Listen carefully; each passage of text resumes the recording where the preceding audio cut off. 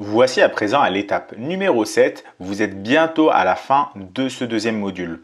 Donc dans cette étape-là, vous allez voir les différents critères de clôture d'un trade. Pour l'instant, je vous rappelle, vous savez ouvrir un trade, vous savez le sécuriser, vous savez le gérer. Vous êtes à la dernière étape, il faut savoir quand le clôturer et vous risquez d'avoir quelques petites surprises dans cette vidéo, vous allez le voir.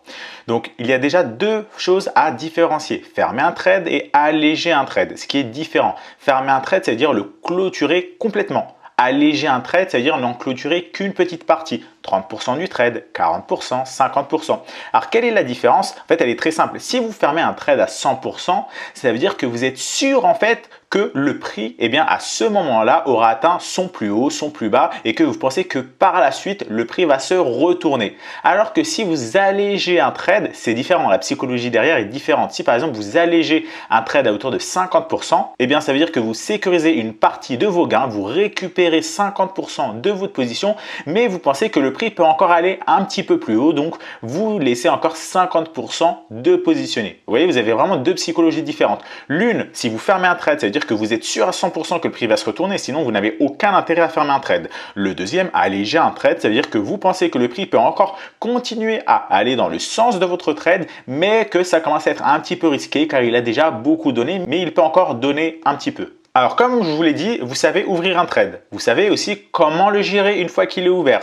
Vous allez maintenant voir dans quel cas il faut le clôturer. Mais attention, contrairement à une idée reçue, un trader ne ferme quasiment jamais un trade. En fait, on pense souvent qu'un trader, il ouvre un trade et il ferme un trade et en fait, c'est quand même très rarement le cas. Bien souvent, le trader ouvre le trade, mais ce n'est pas lui qui ferme le trade en fait. Ça arrive, mais vous allez voir, ça arrive quand même très rarement dans certains cas bien précis que vous allez voir dans cette vidéo.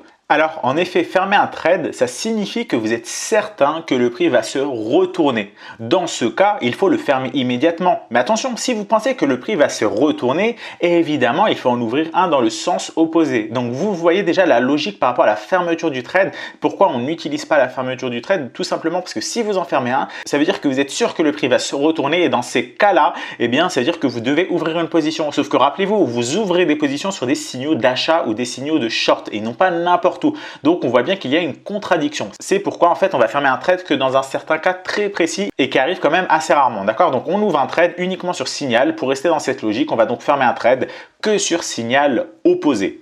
Ce sont en fait les ordres programmés à l'avance, donc les take profit ou les stop loss qui eux ferment les trades. Souvenez-vous dans la précédente vidéo, pour les trades à l'achat, vous utilisez un stop loss suiveur. Donc lorsque le prix commence à se retourner, c'est votre stop loss lorsqu'il est déclenché qui va fermer votre position. Et pour les shorts, eh bien vous utilisez des take profit et c'est lorsque le take profit est atteint que ça va fermer votre position. D'accord? Donc voilà, c'est vraiment les ordres automatiquement programmés à l'avance qui vont fermer les trades et non pas le trader.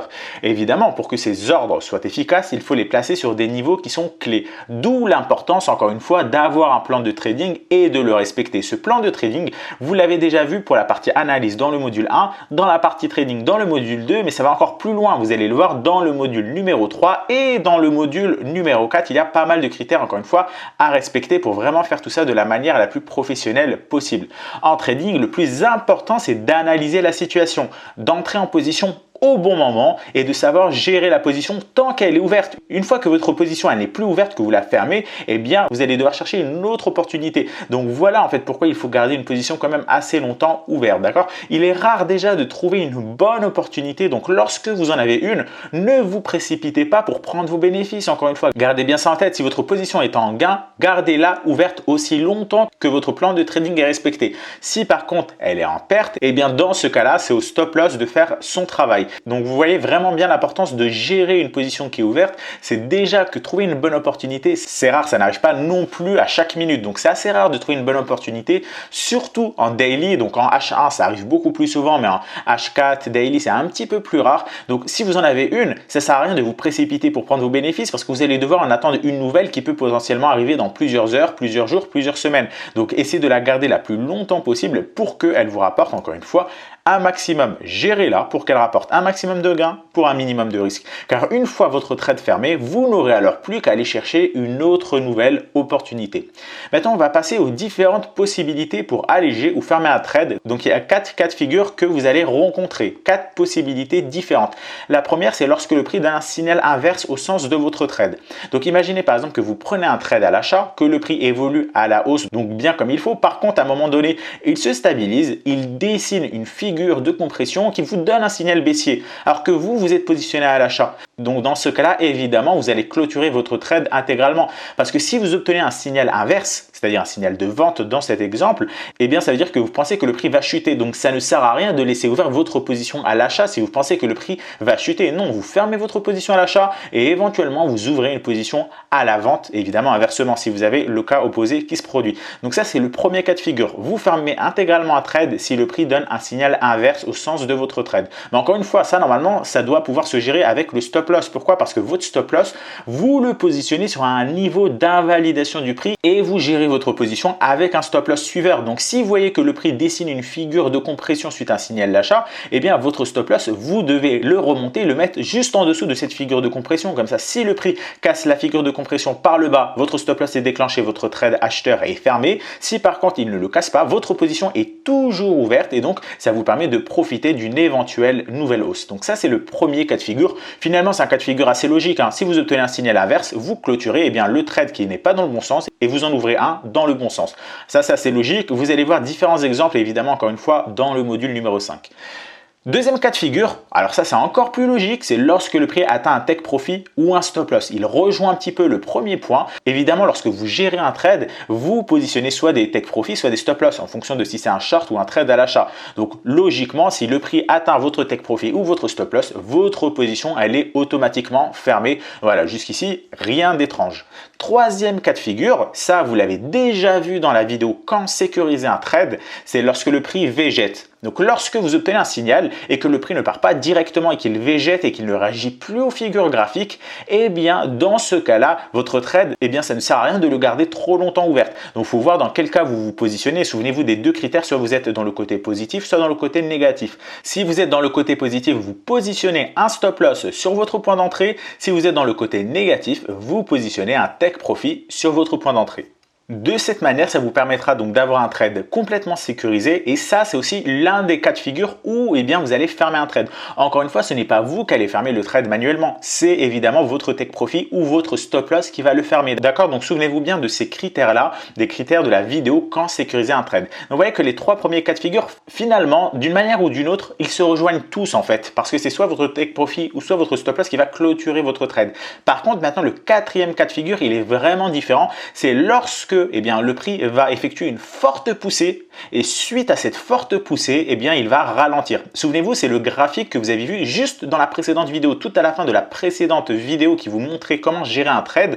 Vous voyez que le prix du Bitcoin, suite à un signal d'achat, évoluait fortement à la hausse et collait les bandes de Bollinger. Dans ce cas-là, vous allez pouvoir clôturer votre trade lorsque le prix réintégrera les BB log, c'est-à-dire lorsque le prix ne sera plus à l'extérieur des bandes de Bollinger, mais qu'il les réintégrera au tout début de la réintégration, c'est-à-dire lorsque le prix clôture en dessous des bandes de Bollinger. Attention, ça ne veut pas dire lorsque le prix nous dessine une bougie rouge.